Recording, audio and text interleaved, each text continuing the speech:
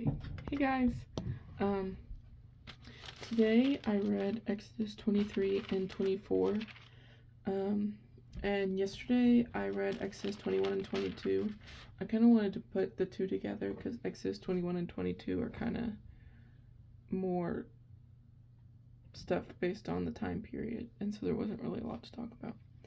But, because like Exodus 21, it talks about how slaves should be treated, and we don't have slaves anymore, so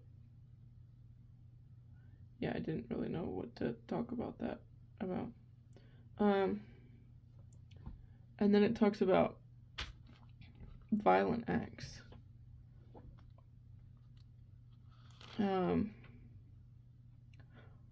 Like,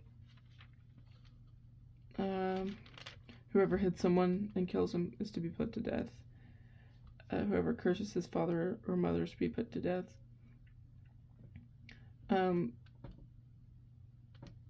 I basically wrote down, if you hurt someone, you're to help and apologize to them completely and give back in any way you can. And then it talks about the responsibility of being an owner. So like, if talks about bulls a lot, like ownership of animals. I think that's kind of what I was going for. Like, if a bull goes to someone and like kills them, then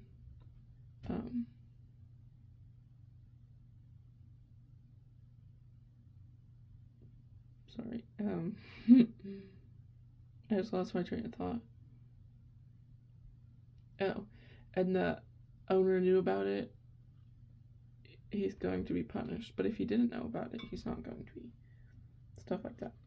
And then chapter 22 talks about repayment.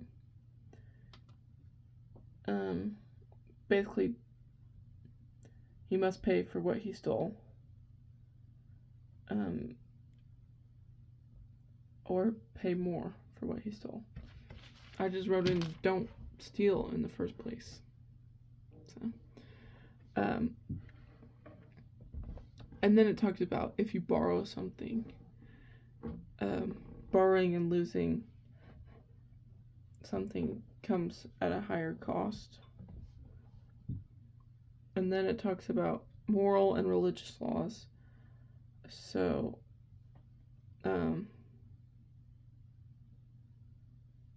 like, put to death any woman who practices magic. Do not ill-treat or oppress a foreigner. Remember that you were foreigners in Egypt. That one kind of stood out to me. Like, we're all foreigners. Right? So, like, why are we telling other people to get out of our country?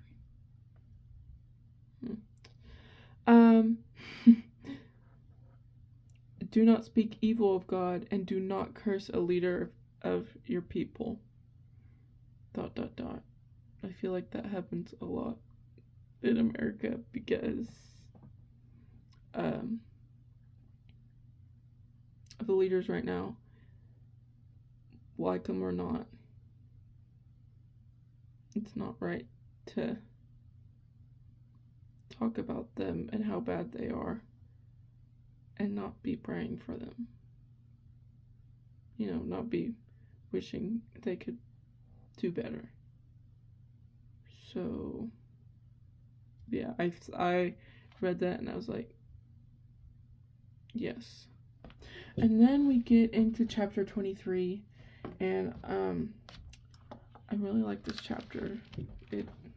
I'll show you my Bible. This is what it looks like, and I even had to do a little makeshift extra paper thing. Because this has just a bunch in the first, like, 10-ish verses. Don't gossip. Don't try to help someone out of a bad situation in a bad manner. Like lying about something so that they can get away with it. Be a leader. Know what your standards are. and do right. And know what righteousness is. Be kind and help everyone, no matter what race, gender, where they're from. And do good for your enemies. Again, help everyone. And treat everyone equally, no matter their health. Don't lie to get attention. That one I was like, yes. Like false accusations. Why? You're just trying to get attention. So just don't do them. Don't fall short of doing the right thing because of a bribe. Be faithful in your ways. I feel like a lot of people like, hey, I'll give you $10 if you go do this. And it's something bad. And like, it seems like that happens a lot. And it's just like, oh, it's not too bad. And then they get in trouble for it. So it kind of is that bad. And don't act different towards, like minorities, like other people that don't look like you or don't have the same things that you have. Because we should love everyone equally. And then it talks about the 7th year and the 7th day. And it says, for 6 years sow your field and gather in it what produces, but the 7th year let it rest. The poor may eat what grows there, and the wild animals can have what is left. And then it says, work 6 days a week, but do not work on the 7th day. And I think God put this in my mind, and I was like, wow, I love it. It says, I just said, allow your soil to rest for 1 year so it can fertilize. Allow your soul to rest for 1 day out of the 7 days so it can fertilize. I liked that one. That one, I don't know. I just thought it was clever. Thank you, God. Anyway. I sticky note fell. And then it talks about do not pray to other gods, do not even mention their names. I feel like this is also referring to like saying stuff like, oh, I'm gonna manifest this. No, you're gonna pray about it, right? Yeah. Then it talks about the 3 great festivals, which is Passover, the Harvest Festival, when you harvest your crops, and the Festival of Shelters, when you gather your fruit from your vineyards and orchards. Yeah. I didn't know, because we don't really celebrate Harvest Festival or Festival of Shelters. But it does say never come to worship with me without bringing an offering. And I know it meant like an animal offering because it was the Old Testament, but I feel like we should always be giving to God when we worship. Always be giving him something. Then it talks about promises and instructions, and God is telling Moses to trust and listen to him and his angel that's leading him. And if he listens, he will triumph over like the countries that he's passing through and take possession of land. But you have to know your worth and your standards, and don't fall to their traps. Like they're gods.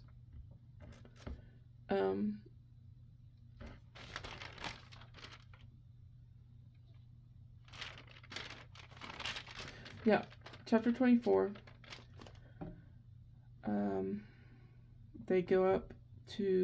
They're about to go up to Mount Sinai.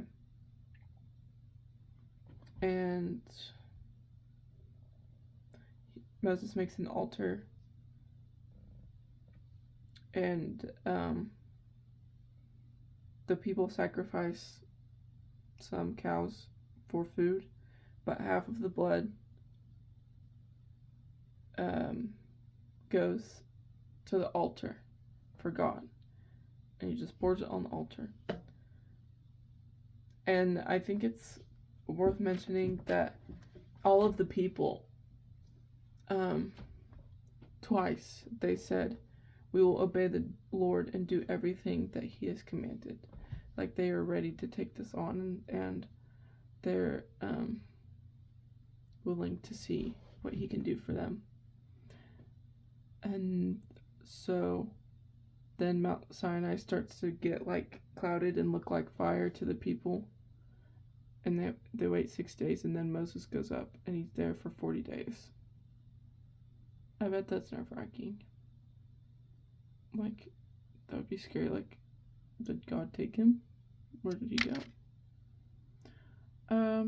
So yeah. I'm sorry this video is kind of long. It's probably going to take forever for me to process it, but oh well. I hope this was a blessing to someone. And hope you guys have a good day. Bye!